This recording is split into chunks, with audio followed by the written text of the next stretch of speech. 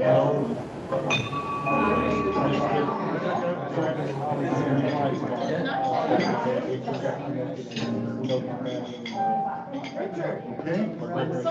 Hey. Welcome to the October 19th meeting of the Rotary Club of South Jacksonville. We are doing something new and experimental today. We are working with electronics. At least it's new and experimental for me. I need to ask our Zoom participants if I am creating an echo with this microphone. Christy King. Christy King, can you? Okay, I'm here. No, I don't hear an echo. No echo? All right. Oh, All right. okay, good.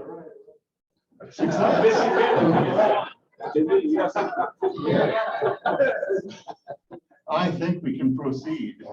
For those Zoom members that we've just been talking with, we're happy you can join us. Please remember to mute yourself and submit any questions or comments via chat, or unmute yourself and let us hear from you. Great to see so many of you here today. The room is full.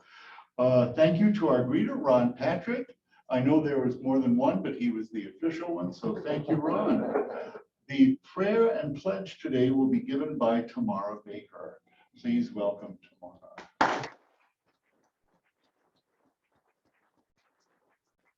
Let's pray.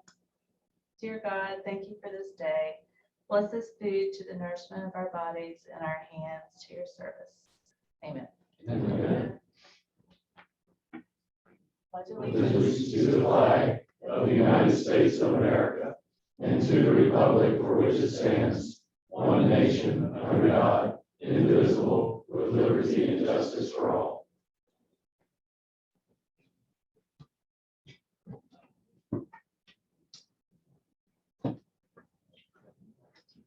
Christy King, are you ready for family time?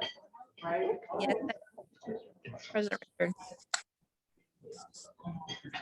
Steve Madden's birthday is today, so happy birthday to Steve if you're at the meeting.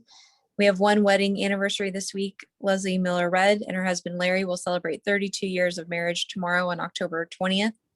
For member anniversaries, Randy Gordon is celebrating 18 years with Rotary, and Amanda Watson and Andrea Myers are celebrating 6 years with Rotary, all on October 21st.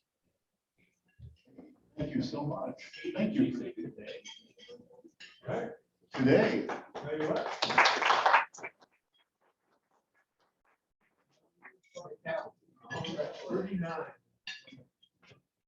Now I would like to introduce past President Vicki Lynn Booker for a history talk.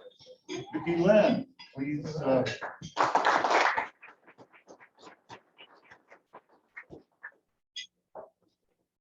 Thank you, President Richard. I'm going to be really brief. So my year of president was the year of Jib Jab. And so every week I did a Jib Jab, and people said, I don't want my picture on there. And then at the end of the meeting, they go, how come I wasn't in it? And so my very favorite Jib Jab was one of all the oldest members in the club, and I superimposed them on the Chippendales.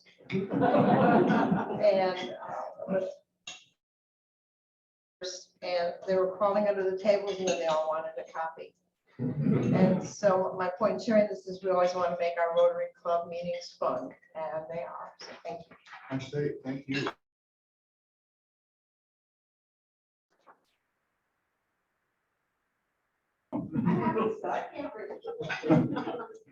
I'll put it in there. Yes. We continue to take orders for shirts. Please email Patty with the type and size shirt you would like. Those orders are still open for us. Is there a membership moment today? The membership moment comes from the Disney Corporation, who says, be our guest. I'll be back in a minute. There is a board meeting immediately after the lunch meeting today. Next week, we will welcome the Mandarin Club for our annual Georgia, Florida get-together. Be sure to wear your team colors. Because our attendance will be unusual, I'd like to request a show of hands of those who think that they will be attending next week.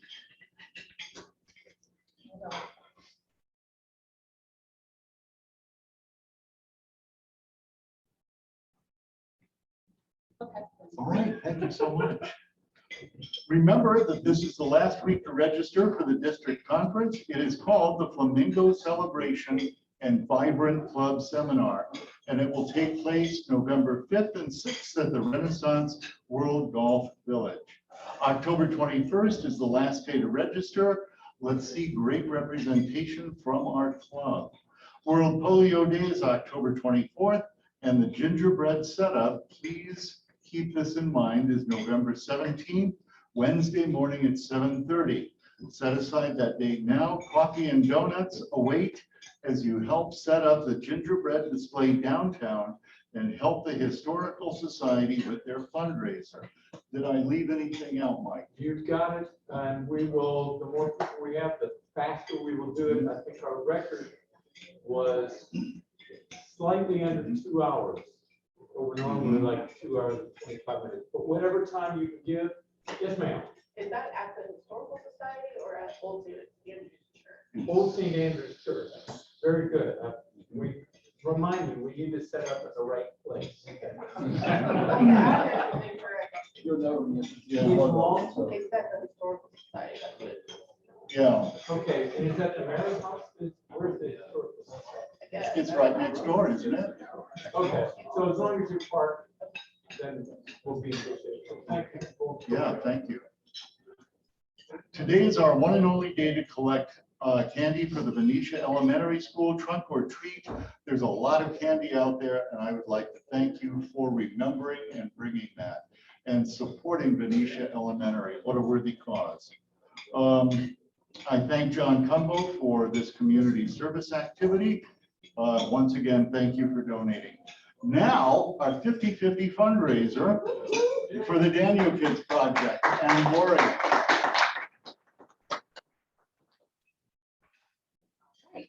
We're raising $6,000 for our district grant this year with Daniel's Kids. It's a new facility. It's about $1.2 million facility they're putting in to help children with different mental issues and offering services there. The pot is around $270. The split 50-50, that would be a nice amount. You have to draw the ace of spades. Let me see who the lucky winner is. Right, I have 5, 5, 5, 3, 3, 9. Got it. All right.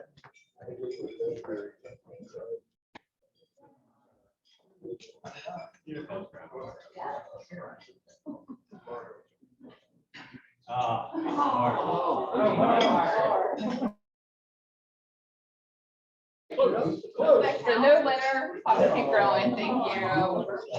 Thank you, Lori.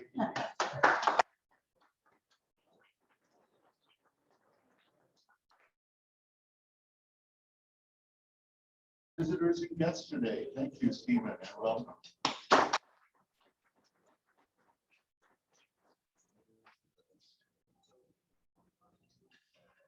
Hi, haven't seen many of you in quite a long time. Good to see you.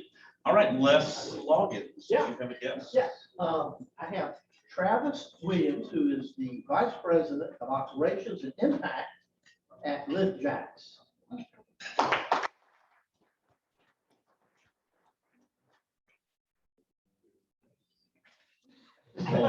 It's new. Let's see, Lisa Marie. Yes, I do. Thank you. It is my pleasure to introduce my special guest, Sue Arablo. Sue, first and foremost, is a friend, and she also is a consultant in the academic space and provides academic advising and consulting for students, families, and universities. So please welcome Sue Arablo.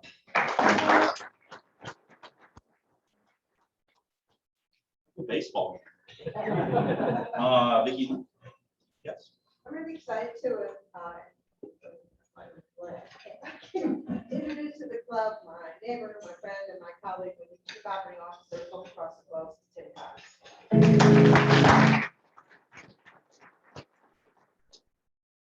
Bum, bum, bum.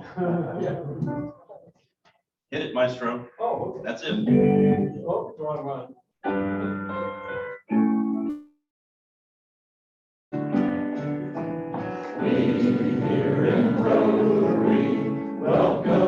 today. So glad you came along, glad you came our way. Our hand of fellowship is yours, in sunshine or in rain. We here in Rotary say welcome, come again. Thank you, Stephen. And now moving right along, our program introduction will be given by Les Hawkins.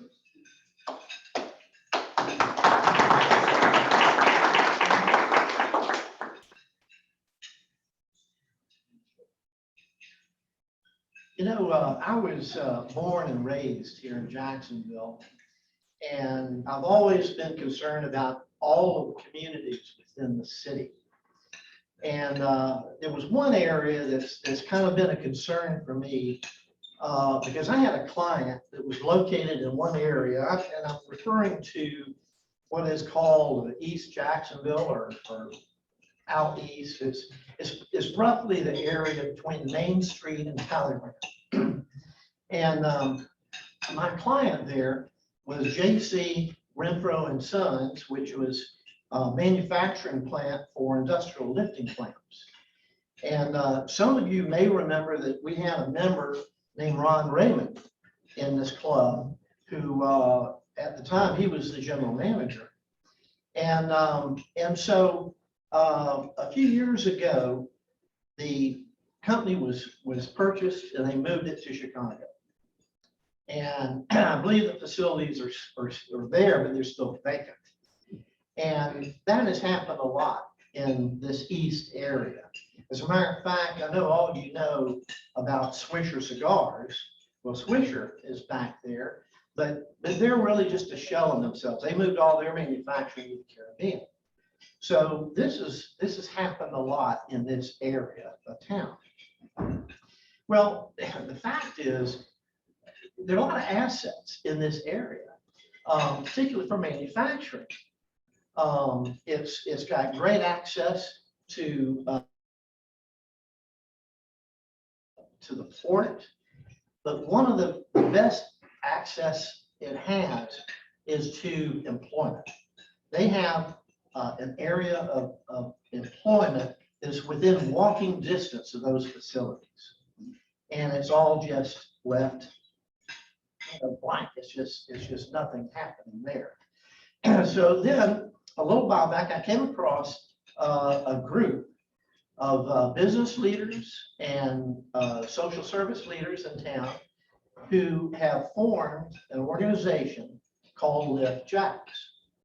And they're looking at all these communities in Jacksonville, looking to help these communities.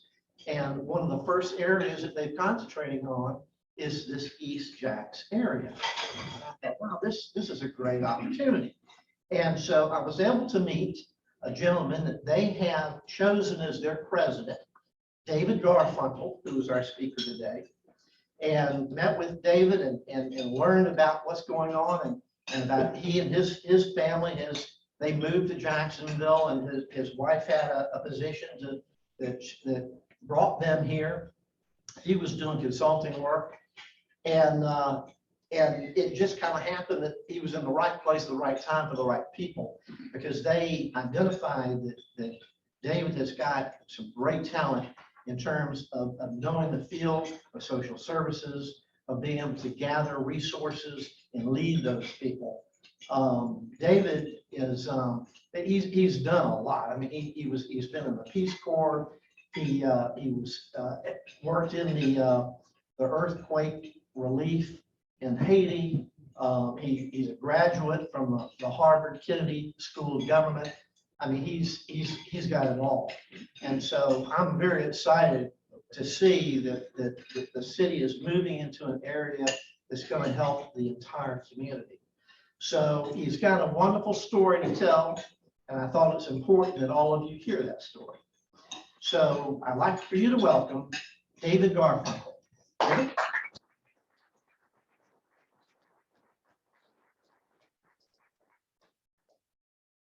Did anyone record that for my wife? The introduction? Good. Thank you so much for the kind words and most importantly for the invitation to share a little bit about this work that we're very proud of, that we're excited about, and that we are embarking on in collaboration with leaders in the East Side. And I know we already mentioned a note of having a guest, but I'm really excited that Travis was able to join today. Travis is on day 1.5 of making the team from a team of 1 to a team of 2. So really grateful, Travis, for you joining the team and for everyone for walking with us today. So this is about LiftJax and breaking the cycle of generational poverty, which ultimately is the mission that we are tasked to take on in order to fulfill our mission. And I'm going to start a little bit with why, just broadly in Jacksonville and some of the data that substantiate why we exist and the work we do. And then I'll move up more specifically into the East Side, the model that we're taking on, and give you a sense of some of the work that we're taking on. And then really I'll try to move quickly, and I would love to have a conversation, questions, ideas, really here for input as much as we are anything. So let me just start with a few just quick notes here. Duval County, these are maybe a couple years old. It's been a little challenging to get updated data through COVID, but we have higher rates of poverty on average than our counterparts in the state of Florida and the United States. And that's 13% of the population living below the federal poverty line. I would add this additional statistic, 27%, that we consider to be ALICE, which is asset limited, income constrained, and employed. Those 27% of people are one pretty typical life event, a car accident, a medical emergency, from being thrust into poverty. So 40% of our neighbors in Duval County are either living below the federal poverty line or one, again, significant life event from being thrust into poverty. So that's what motivates us in this work. You're right about the technology on this. There we go. So with that said, there are, of course, with all these data, disparities that we need to take into account. And this one shows you geographic disparities. You don't have to be able to see the numbers to get a sense of where the disparities exist. Just to point out, this is downtown right here, the East Side, the Northwest Jacksonville, the beaches out here, Arlington. This is not, I think, going to be surprising to most folks, but we tend to see higher rates of poverty concentrated in and around the urban core geographically. I think really important for me to mention is that geographic disparities often align with disparities along race and ethnicity. When we look at data related to poverty in Jacksonville, we see that the Black poverty rate is more than double the white poverty rate. So in this way, we understand that poverty is both concentrated geographically and on average, our African-American neighbors experience higher rates of poverty. So data, we can throw it around, we can talk numbers, we can talk zip codes, we can talk census tracts. For me, actually, and this is important for the work, when we think about this work, we don't think about it in that way. We think about neighborhoods. And that's actually how many people, including, I live in Murray Hill, I actually identify pretty strongly with my neighborhood, even though I moved there 3 years ago. And that's true in general across the city. So we take that lens as we look at the work, and you can see, a number of the neighborhoods that I think we will eventually be focused on, including the East Side, which is where we're going to start. I'll get more into that in a minute. This is a busy slide, so and it's probably a little small, but I'll hit the high points here, which is that many other challenging outcomes are correlated with high rates of poverty. So we look at a number like poverty, but we also see that it correlates to other issues that are important to us in different ways. Areas of higher poverty tend to have a higher unemployment rate. They tend to have higher rates of violent crime, higher percentage of the population that's incarcerated. Generally speaking, lower levels of education in terms of health and wellness indicators, heart disease, babies born with low birth weight. So these are data points that correlate with one another. I think the one that gets to me most is perhaps life expectancy. So I'll just point out 2 things on the slide here. I'll come back. This is Durkeeville at 67 and Ortega at 80. If you are born today in Durkeeville, neighborhood right outside downtown, your average life expectancy is 67 years. If you're born today in Ortega, it's 80. That's about a, 7-mile drive, 15 minutes. In our own city, 15 minutes, just up Roosevelt can result on average in a 13% or 13-year difference in life expectancy. So I don't like to dwell too much on the challenge here, but it is a real one, and that's what motivates us as a group to do the work that we're doing. And in the spirit of not dwelling, we talked about assets, and Leslie mentioned some of this. The assets in these neighborhoods are also very strong. The data may be challenging, but we have significant historical traditions. Edward Waters University now, really strong history with the schools, JP Small Park, emerging commercial developments. So there's a lot to build on historically and currently. And I think that's also where we enter this conversation. So that's the landscape. Now, who are we and what are we doing? We're an initiative of business leaders and community leaders working to eradicate generational poverty. That's our mission. And you can see several of the groups. I would say this is not entirely exhaustive at this point because we continue to get more support for the work in different ways. But some of the folks who were at the table that we're working with, business partners, really business led. We're excited about the way that the private sector showed up to support this work. Florida Blue, FIS, the Jaguars, ViStar, Wells Fargo, Bank of America, Baptist, Brightway, and then community partners as well. From the DuPont Fund, the Community Foundation, public sector, that's the City of Jacksonville, Duval County Public Schools, JSO, and a number of really important nonprofits, United Way. And there's an orange circle, and I wanted to emphasize this before I get too much farther along, around the historic East Side Community Development Corporation. And the reason there's a circle around this is because we talk about this a lot. A lot of times when this kind of work is being done, it ends up feeling like it's being done to the community and not with the community. So really importantly for us is that included in our community partners are East Side leaders, our East Side residents, people who live in the East Side, who work in the East Side, who go to church in the East Side, who play in the East Side. They are actually a significant part of our work. And that manifests in real tangible ways. On my board of directors are East Side residents. On the broader steering committee, what you see are East Side residents. Co-chairing each of our committees, which I'll get into, are East Side residents.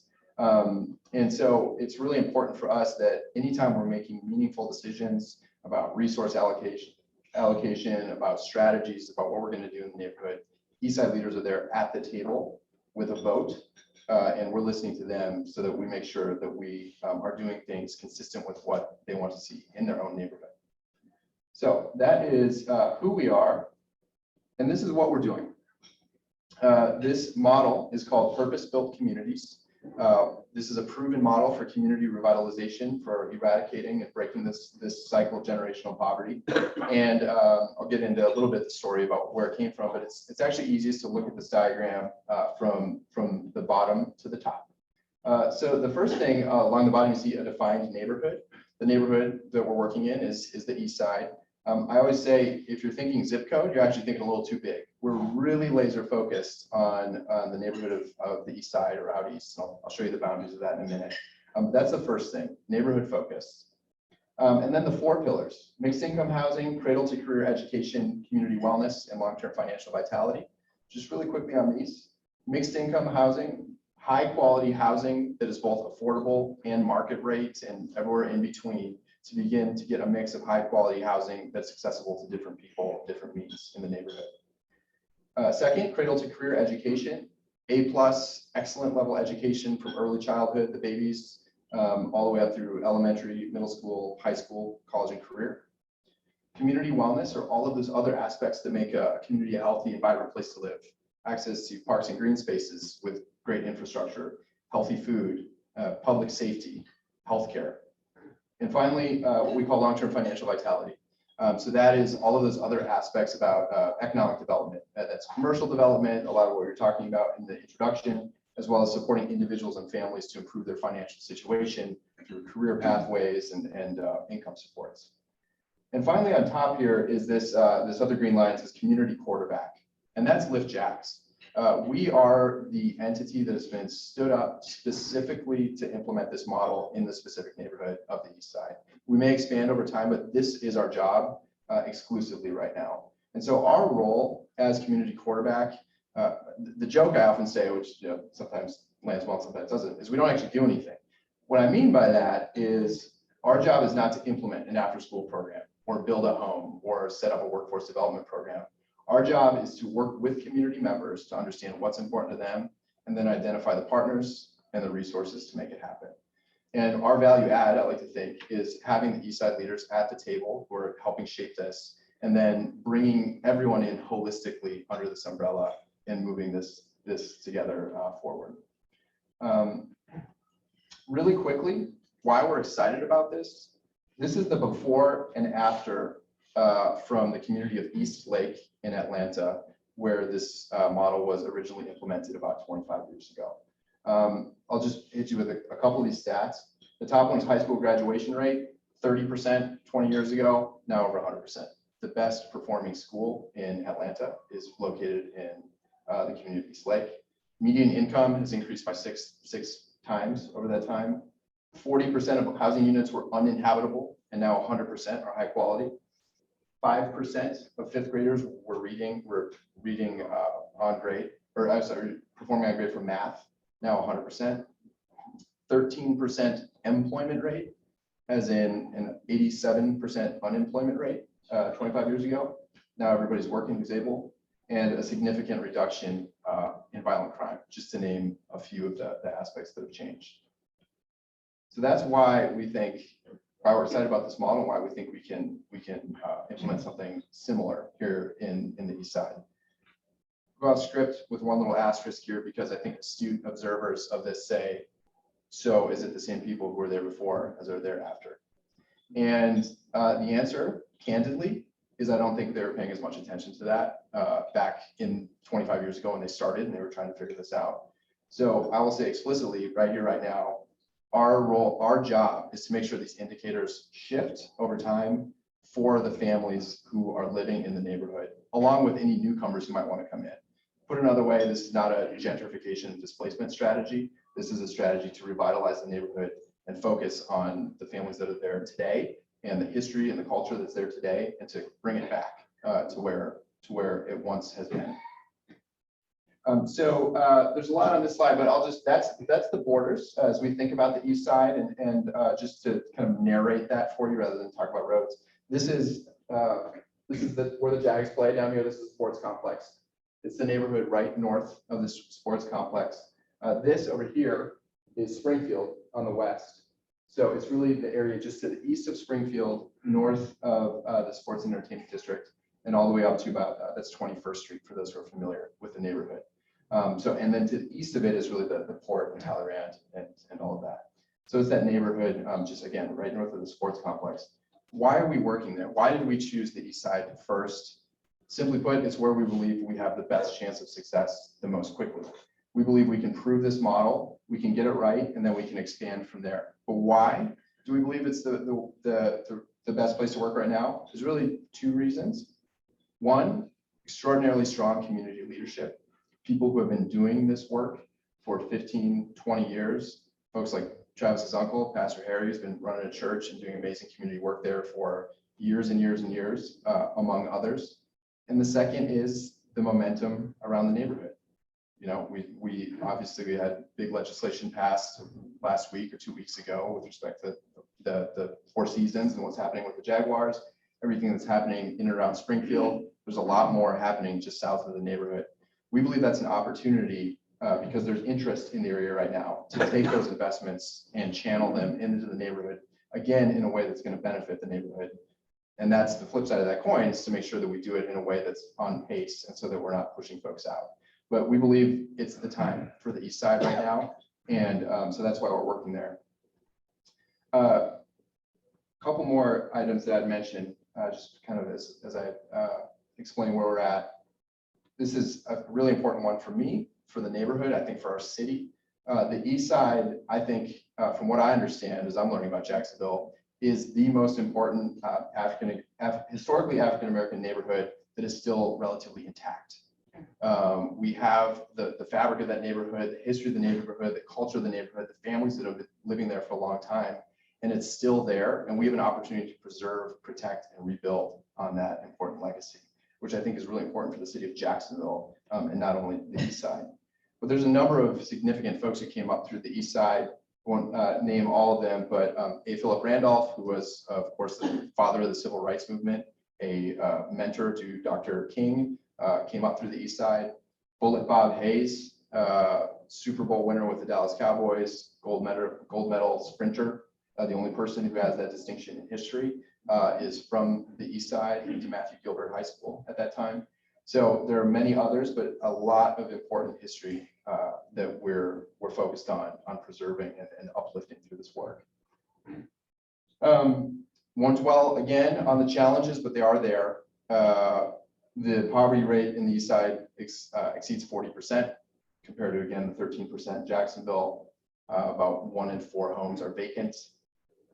We have fewer than 70% of residents who have a high school degree, compared to almost 90 in Jacksonville. The violent crime rate is about 5 times what it is in Jacksonville. Life expectancy is lower, unemployment rate 4 times the city average. So there's a lot, despite that, the assets and rich legacy and history, there's obviously a lot that we want to see change over time. So 2 more slides. This is really what we're hoping to do, and this is the vision. This is straight from community leaders and kind of put on a page. I'll read some of the highlights so you get a sense of what we're focused on. We envision a vibrant and revitalized community out east, one that is rooted in the neighborhood's proud history and rebuilt for a prosperous future. This idea of root and rebuild is straight from our colleagues who live in the east side. Rooted in the proud African-American history and the legacy of those who worked to build the neighborhood, and inclusive of current residents who have made this neighborhood home for generations, and also from new neighbors who will join in the next phase of the neighborhood's history. Connected both within the east side and then to everything happening else in the city, which I mentioned. And ultimately what this is about is being a desirable neighborhood for people of all generations and diverse backgrounds who contribute to the community. The phrase that we like to use in this is that the east side will be a neighborhood of choice. A neighborhood of choice so that families who are from the neighborhood want to stay there, want to continue to be there, want to raise their children there. It's a neighborhood of choice for others who might decide to move there. That's ultimately what we envision for the east side. Now, a couple of things, just to give you a sense. So, all right, high level, there's a model. This is great. What are you actually doing? We're doing a bunch. I'll mention a couple of things here. In terms of mixed income housing, there's a couple of different programs we're embarking on. One is a home repair program, focusing on making meaningful home repairs, whether it's a roof or doors and windows, to existing owner-occupied homes in the east side to stabilize those families, stabilize that asset, and make sure that those families can remain in their homes. We're also starting to do infill housing. Our newest project there is a collaboration with the group called LISC Jacksonville. It's called Project Boots. We're bringing in new homes to the neighborhood, really focusing on kind of workforce quality homes. Think first responders, teachers, police officers, and a lot of people who are actually from the neighborhood originally, haven't been there in a long time, 10, 15 years, and are looking to move back into the neighborhood that they call home. Schools, one thing I'm really excited about, the district in collaboration with us has reopened a school that was closed called John Love. That is an early learning center with 120 seats for 3- and 4-year-olds. There's nothing else like this that the district manages in the city of Jacksonville, in the entire county. It's exclusively early learning. It's in the heart of the east side, and we have 120 seats for east side children 3 and 4 years old. That opened in August and is kind of the beginning of our pipeline for schools. We're implementing some really interesting best-in-class STEM programming, science, technology, engineering, math, in the schools with national partners, and really focusing on building up the STEM credentials of the schools out there. And then finally, I'm so glad Tamara's here. On the right here is a future rendering of what is called the Dev Store. Baker Design Build is our partner to actually help build this out. This is a neighborhood market that does not look like the picture right now. Existed today, operated as a neighborhood market for 90 years. It closed 10 years ago when the eldest generation of operators passed away. And we're bringing this back in collaboration with a number of folks, including the latest generation of devs, Joe Devs, who some may know from his time at RSNH here in Jacksonville. Bringing this back, it's going to be a neighborhood market again, access to fresh, healthy foods for the first time in over 10 years since it closed. We're also bringing back workforce programming with Goodwill Industries of North Florida. Bi-Star Credit Union is going to have a presence in this building to make sure that we're addressing the financial needs of the community as well. And I think really importantly for me, we're bringing back an important community asset. Every time I'm out there talking about this project, and I mentioned to any new person I meet in the East Side about Deb's store, they can go on for 5 or 10 minutes about how important it was to their family, how their grandfather used to be there, and all of these things that were, just really historically important. So it's as much about the services and goods that we're bringing to the community through this project as it is the legacy that we're hopefully restoring, which I think for me is an emblematic project of what we're really trying to do. It's bringing in new investment, but always honoring what has been there in the past. So that is the quick flyby of why, where, what we're doing, and a few different ideas. I would really welcome questions, thoughts, comments, and love to just have a conversation. Thank you very much.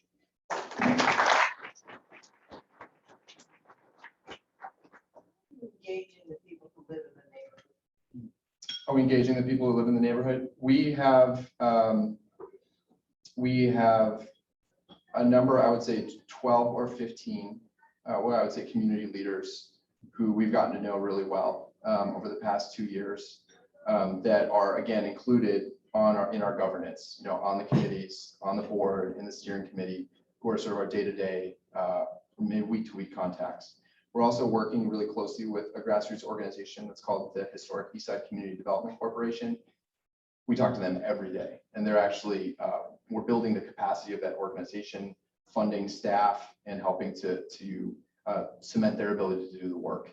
And then beyond that, when we were at a community meeting last night about a project that we're taking on. So there's, meetings and surveys and focus groups and these kinds of things, but we're trying to do it in a number of different ways. I guess I will say one piece of that, when we went into the neighborhood about 1.5 years ago, 2 years ago, and approached them and said, would you want to partner with us?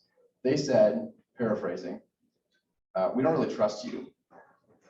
We've seen this movie before and we know how it ends. A group comes in, well-meaning, maybe pays a consultant $100,000, puts a plan together, and that sits on the shelf. And so a lot of how we're approaching this is show, don't tell. That doesn't mean that we're coming in and not, informing folks of what we're doing, but we're really focused on delivering some high impact projects right away, like the Depth store, so that I think residents who've been made a lot of promises to over the last 20, 30, 40 years see that we are authentic, for real, and that we're following through, and that we're going to be there with them for the next several years. Yeah. The early learning center that you've opened, what the capacity is? How many of those 120 seats are filled? We are, I believe, at this point nearing 90 to 100 that are filled right now. Slow start, I'll be totally candid with you, just because of COVID. And for early learning, which is optional, getting families comfortable with the idea of sending their children to a new school in this environment was a challenge. But we worked really hard on that. We contracted with somebody to do door-to-door outreach to make sure that we're generating support for that. So that's where we are right now. I would expect, and it's actually continuing to enroll, that's open enrollment. I'm hopeful by the end of this year, we max out at that 120 and we can actually expand to what I believe will be the final capacity of 150 or 160 seats. Sir. I was thinking about that word you used, gentrification. Yep.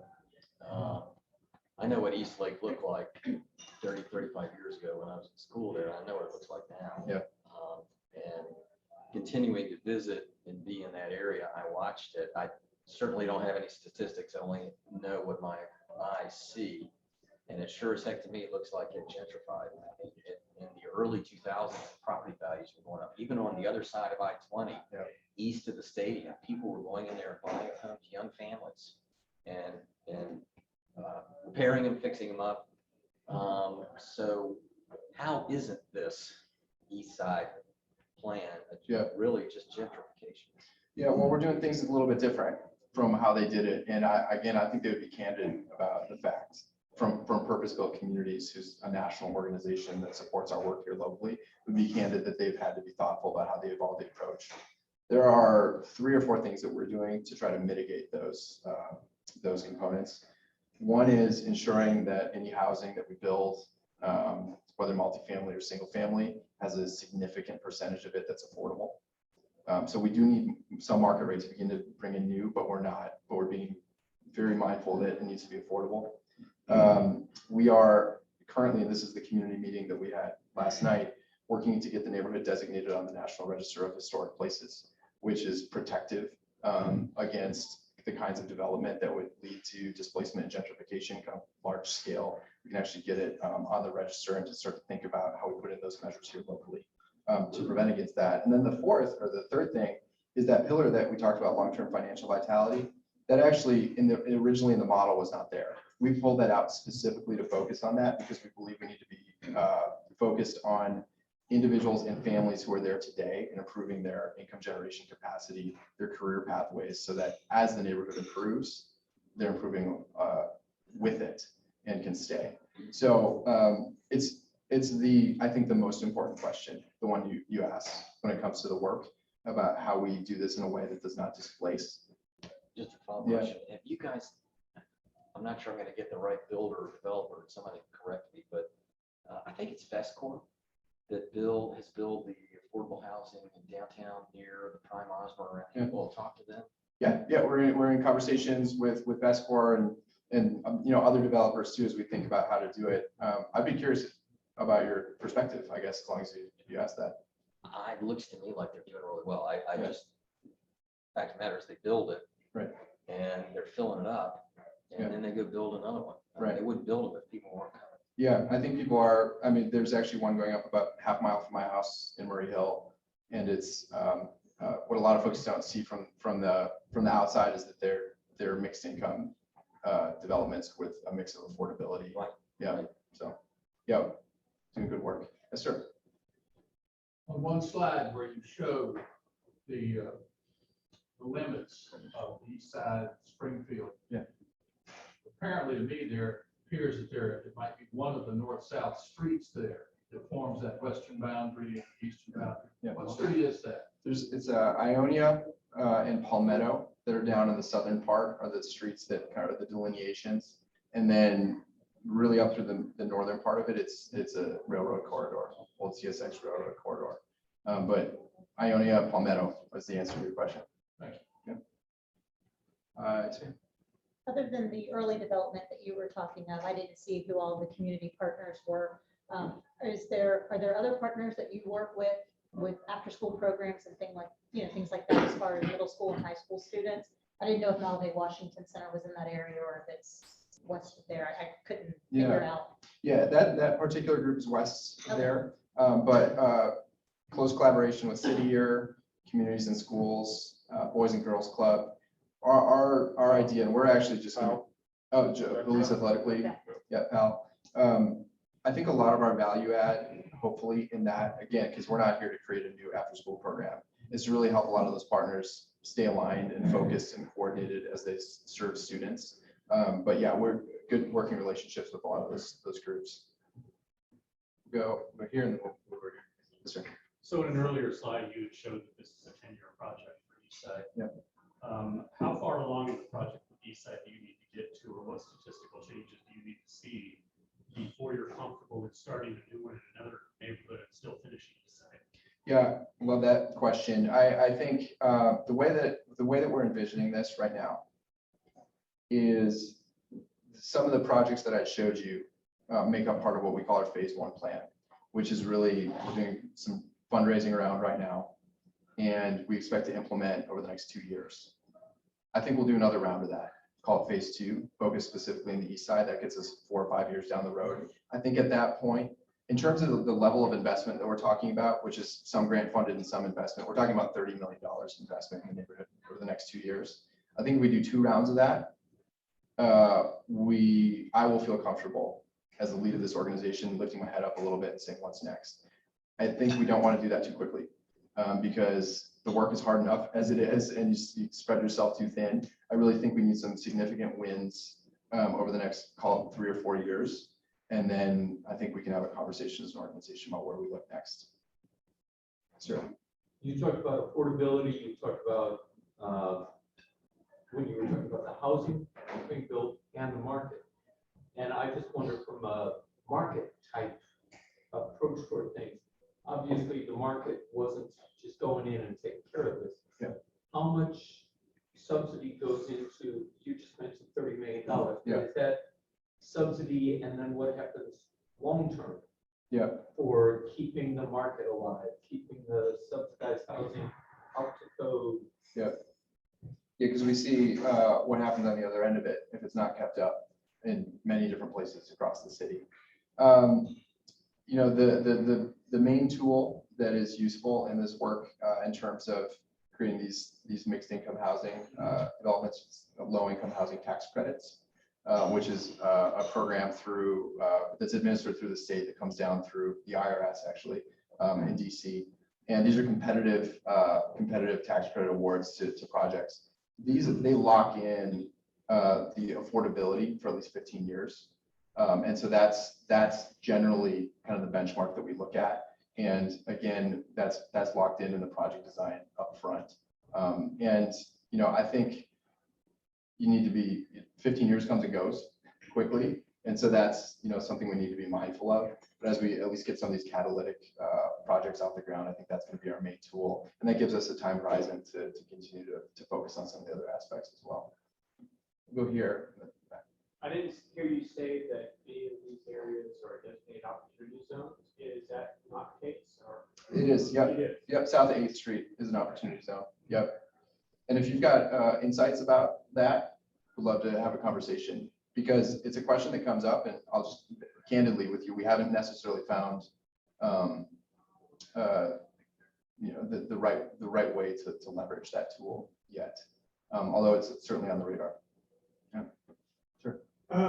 Besides the poverty statistic that you have for this section of town, where is this section of town and other statistics that you were kind of talking along the lines of the East Lake community in Atlanta?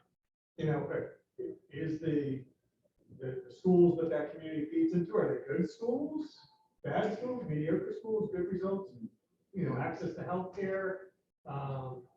Because, or is it where East Lake was?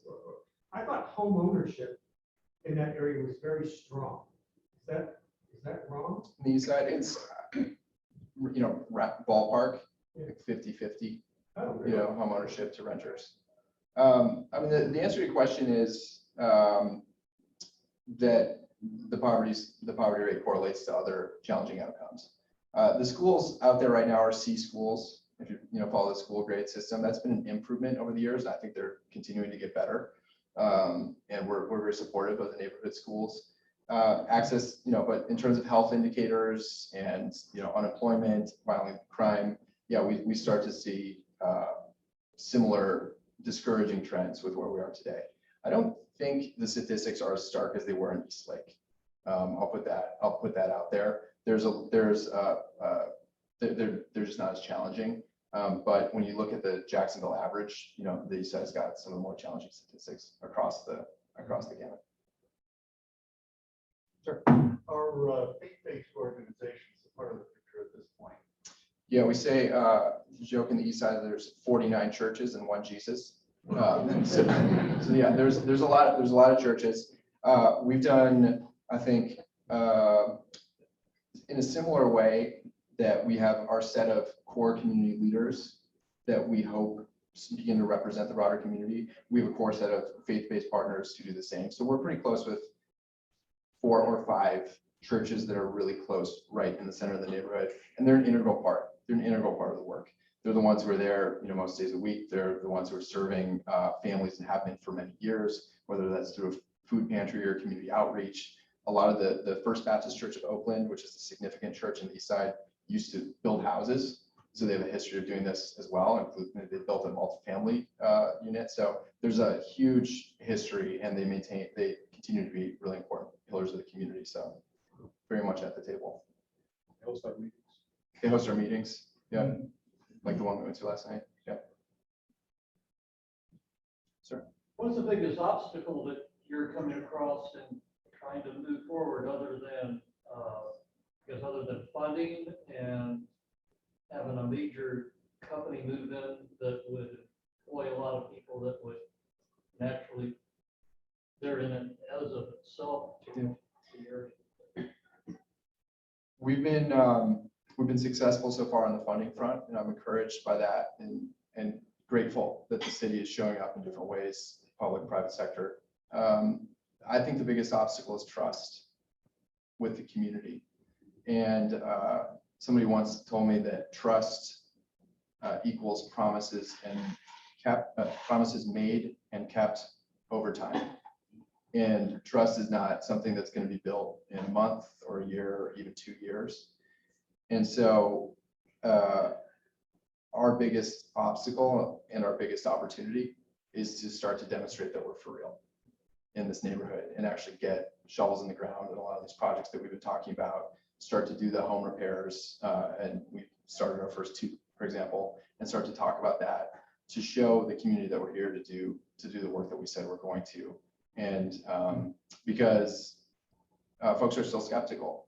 I think those who know us and have been working with us for a year, who've been at the table, I'm not going to say they're 100% convinced, but I think they understand that we're here for the right intentions. We're doing the right things, and we're trying to be action oriented. I think for a lot of people, that again, they've seen this, they've seen some version of this before. They think in their mind, and so for me, that's when we'll really be cooking, is when it feels like we have kind of broad-based support in the community for our work, and that's what we work on every day. Are there easy access public transportation routes to the Amazon facility? Great question. I don't know. And follow-up is, if there is easy access, probably a conversation with Matt Ford to talk about that, but if they can be added there, do you feel that the community is open to, employment's a huge issue across the country in our own, every neighborhood. Do you think that the community is open to those if those employment opportunities are there? Travis, what do you think? So first question is no. No, likely not. And I think Matt is a dynamic leader and he's looking to improve it. I think people are open. The transportation issue is actually, if we look at the areas of improvement, normally early learning access, follow early learning employment, and the transportation. So normally the main barriers of Jacksonville being so large, it's beautiful in one aspect and it's horrendous in other aspects, honestly. So I think they're doing some things to improve those routes to the urban core out to some of the amazing developments on the Amazon, but it's definitely a work in progress. Matt knows about the work, he's aware of it, and he wants to be a supporter, but it's an area of opportunity for us. I'm sure it will be. Yep. Sure. Parts of the east side have a great fabric to them. Yep.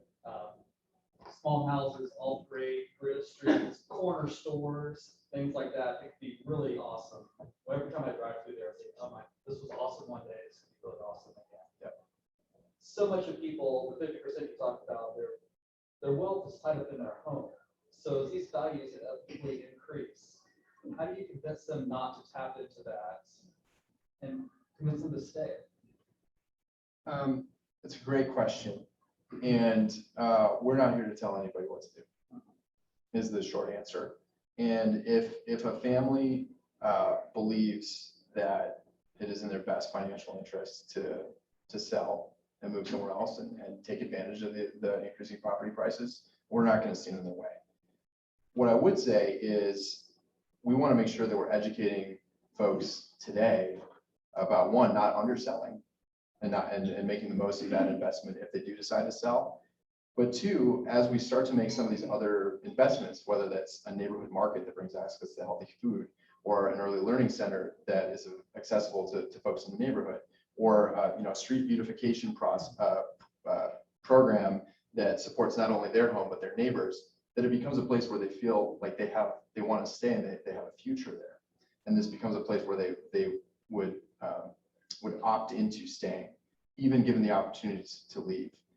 With that said, though, certainly we want to make sure that folks have whatever opportunities they have in front of them. I think the big point is to have them not sell too low, frankly, and kind of stay for the next few years if that's something that they would choose to do.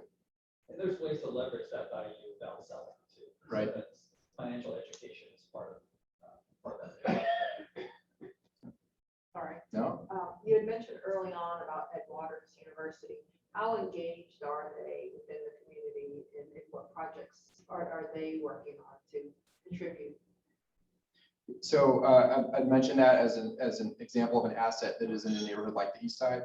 Edwaters is in the community of Newtown, and they're actually not located specifically in the East Side. And so the short answer is we haven't really engaged them on this work in the East Side yet, but it's probably an opportunity to think about.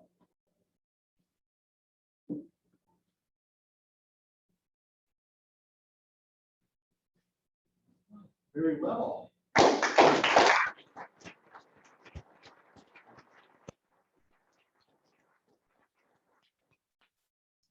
We are making a small donation in your name to the Rotary Foundation to eradicate polio. It is only a fraction of our appreciation for you being here today and what you're doing. Thank you so much. Thank you. Thank you very much.